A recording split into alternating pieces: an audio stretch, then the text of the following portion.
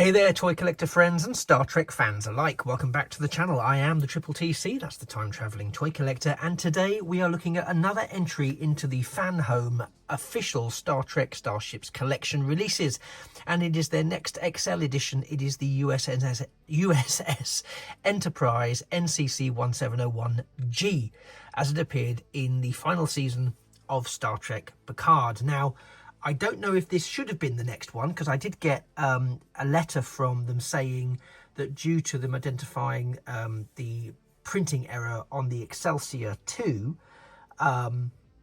they had withdrawn that one until they'd resolved it and it would be arriving later. So I don't know whether that should have been the next one, and in the place of that I've got this one. I'm not sure, and I don't mind, I don't care, because I'm really happy to have this one, because it is so far, I think it's the last Enterprise that I need to have all of the Enterprises, which is really handy as well, because over on Patreon, I'm also doing an evolution of the Enterprise series, where for Patreon members, I'm actually doing a sort of comparison and which sort of Enterprise versus Enterprise little exclusive series there, looking at the XL Enterprises as the templates for the different ships of the line as we progress through Star Trek lore. So if you're interested in that, take a peek at my Patreon. I'll put the link in the description down below, and you can have a look at that and all those wonderful things. But we are here today for this beautiful entry into the collection, and we'll start off by looking at the box. I'll pull out slightly so we can take a look at that box. Beautiful product shot on the front there. Of the Enterprise G, we have, because it's an XL, we have the embossed logo there with the gold raised Star Trek lettering. Star Trek Picard, the Enterprise here is also embossed. I don't think I can show it there, you can see it a bit that it's embossed. Star Trek embossed again on the side there. There's the G warping into action and adventures. We can have a really long look at the picture of the G here. Counterintuitively flying in the wrong direction, and that's pretty much it. Words and nonsense on the other side. That's it for the box. Fantastic. We do of course also get, I'll zoom back in for the main event, we do of course also get the official Star Trek Starships collection magazine, looking at the Enterprise G. So we get some essential ship information here.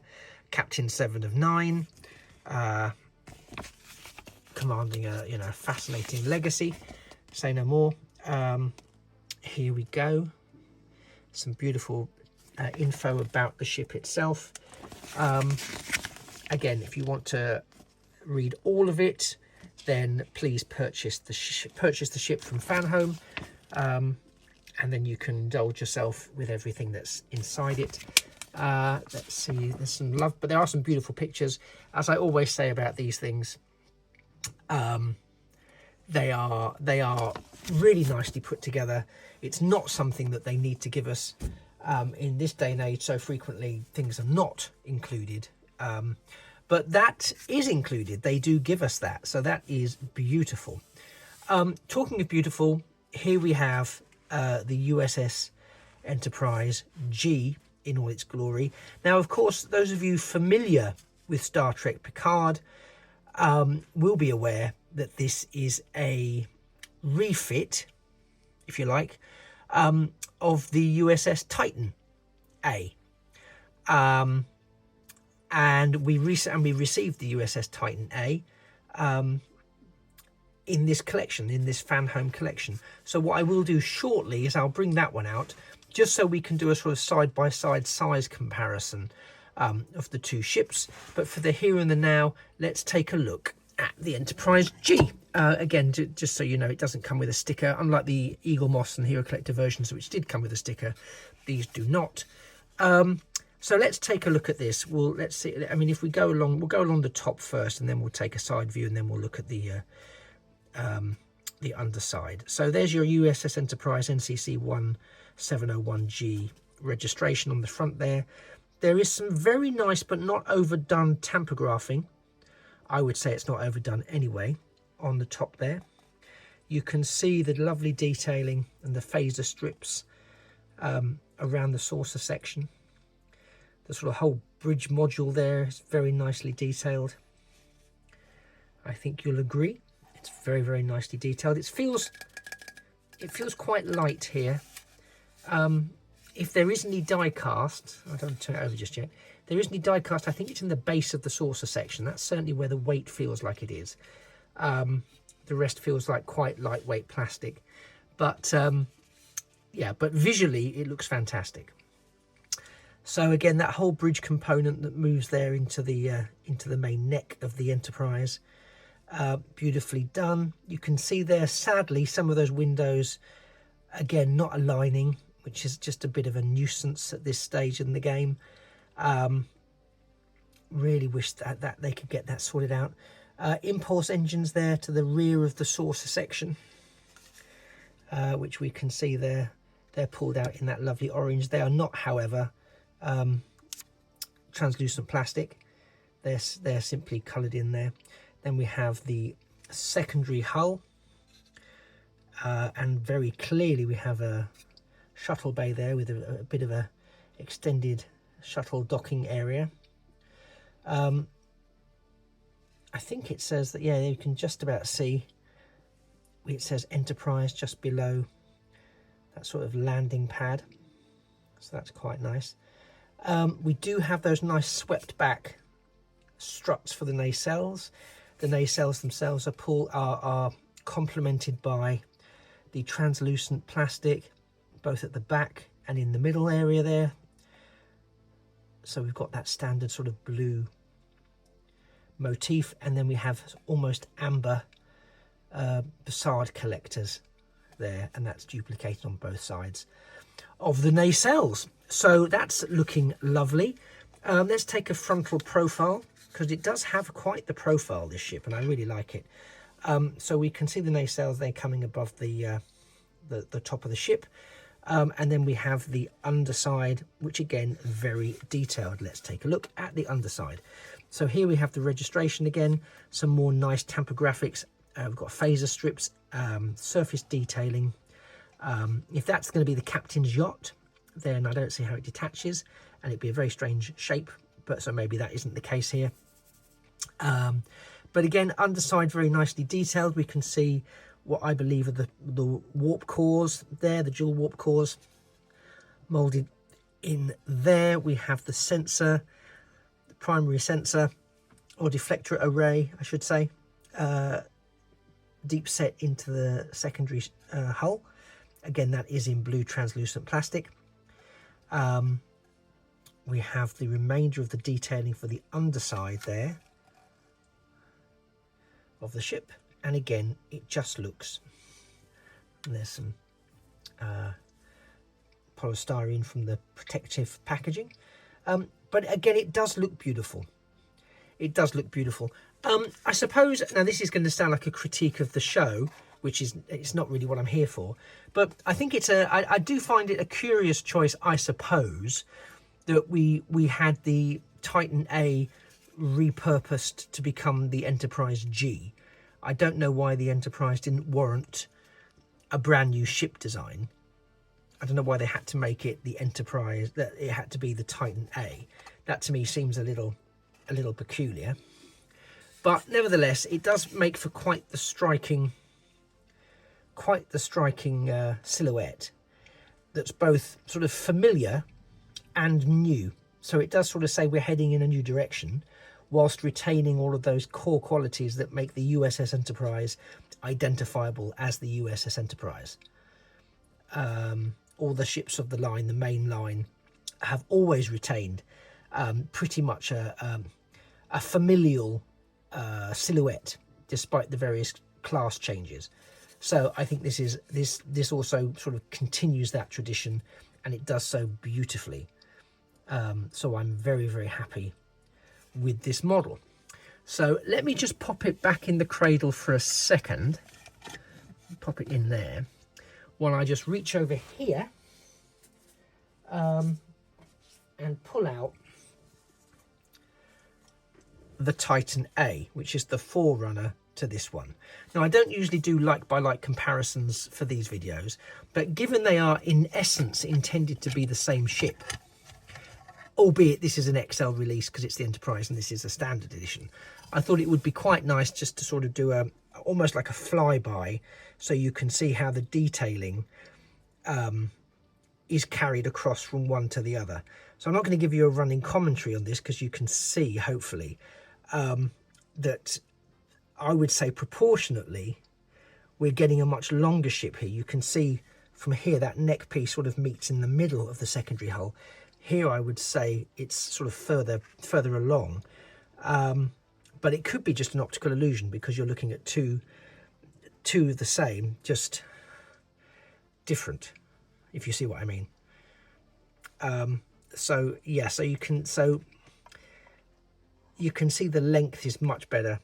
I say better, there's much more to it in the XL, as there should be, but they're pretty much, it's an upscaled version of this. It just looks, you can just see some of the proportions I don't think have been upscaled per se. It's just it's a different mold, obviously. But yeah, I think it's, you can see this is the same ship, and you can see how they've managed to get the two nicely repurposed, or the concept of that nicely repurposed into the full XL version of the G. But what do we think? I mean, as I say, I'm not looking to turn this into a conversation piece about the show, but what's your views? Apologies, that's me just securing the Titan A safely. What's your views on the Enterprise G literally being based upon, or being not even based upon, it being a refit version of the Titan A? I'm not sure they needed to do that. I think other than the crew it was already the crew of the Titan A that was mostly, you know, going back onto the Titan A. So maybe it was just a name change and the crew remained assigned to it. I mean, I'm sure there's very boring practical reasons were we to be in Starfleet, but given it's not real and it is a TV show, apologies folks for that hideous revelation. But I just think, you know, I can see there's some sort of tedious administrative in-universe reasons for that. But I just kind of think, wouldn't it have been nice to have had a completely new designed Enterprise? I mean, isn't it time we had an Enterprise class? You know, aren't we due an Enterprise class starship? Really, let's be honest here. It's been a flagship more often than it hasn't. So why on earth can't we get an Enterprise class starship? Just my musings for the future. Who knows what the future holds? But with a legacy such as the legacy we've got in Star Trek, I just think it would be nice for the Enterprise to finally get it to be the figurehead of its own class, you know. But, you know, there you go. That's just me. That's just me in my late night ramblings. Personally, I love this. I'm really glad I've got it. It's going to look great in my new iteration of my Starships displays, where I keep all my XL Enterprises and similar XL sort of hero ships. Very excited to get this in the display along with the FG. We've only got the H and the I because we've already got the hideous J. So we need an H and an I. So goodness knows what they're going to look like. Hopefully one of those someday, somewhere down the line, will be an Enterprise class starship. Maybe I'm asking too much. What do you think? Do you think you should have an Enterprise starship? Do you think? I'm curious to know. I'm curious to know. Anyway, this has been the USS Enterprise NCC 1701G, all the way from Fanhome, the latest entry into the Fanhome official Star Trek Starships collection. It's an XL version. Let me know if you've picked it up. Let me know if you like it. Do you think that the Titan A makes for a good design for the new Enterprise of the fleet? You heard my thoughts. I don't dislike it. I think it's a fabulous ship. I love the design of it. And I love that it's our new Enterprise. You know, I just hope that the legacy now can continue into the future with a brand new spin. And hopefully, indeed, we will see a Star Trek Legacy series in the future with the brand new crew that we saw introduced at the end of Picard season 3. So, you know, I would very much love to see that. And for those of you, if any of you were at the Star Fury Warp 1 convention at Heathrow in, when was it? When were we now? Where were we now? In early October 2025. If we spoke, then hello again. This is a nice shout out to you. But at the meet and greet on the Friday night, myself and a few other people at my table, we had a conversation with Ed Spleers, who played Jack Crusher, and he's very pro Legacy and is very, very keen that if anyone is interested in seeing Star Trek Legacy in the way that people are keen in seeing Captain Pike and Captain Spock in their own series following their backdoor introduction in Discovery, then let it be heard. Take to social media, let people know, let the powers that be know that it's something you're after, and make it happen. So there you go. But yeah, huge shout out to everyone that was at Warp 1 and to Star Fury Events for doing a phenomenal show. They've already announced a Warp 2, which will be following a follow-up to that. Some of the guests are already, at the time of recording this, in middle of October. Some of the guests have already been announced for next year. It's in May. If you're interested, check out Star Fury website, StarFury, searching for Warp 2 convention in Heathrow.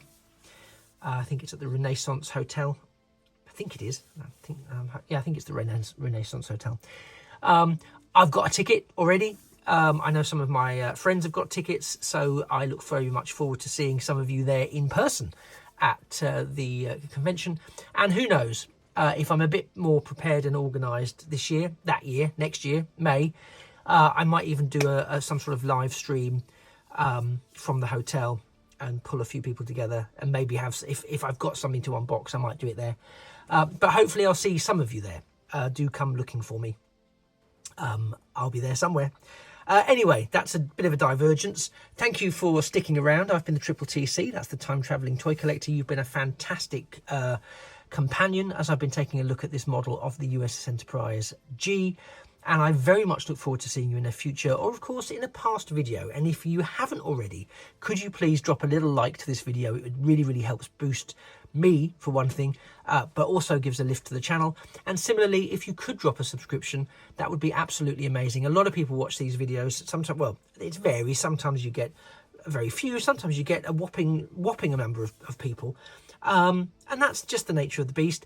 But if you could drop a subscription to the channel, it makes I know people say this, but it really does make a huge difference. But mostly it makes a huge difference to me, because here I am sitting in the dark making these videos, and it really is fulfilling to know that people want to see more and the range of content. So a subscription, a subscription really does cost you nothing, but means the absolute world to me.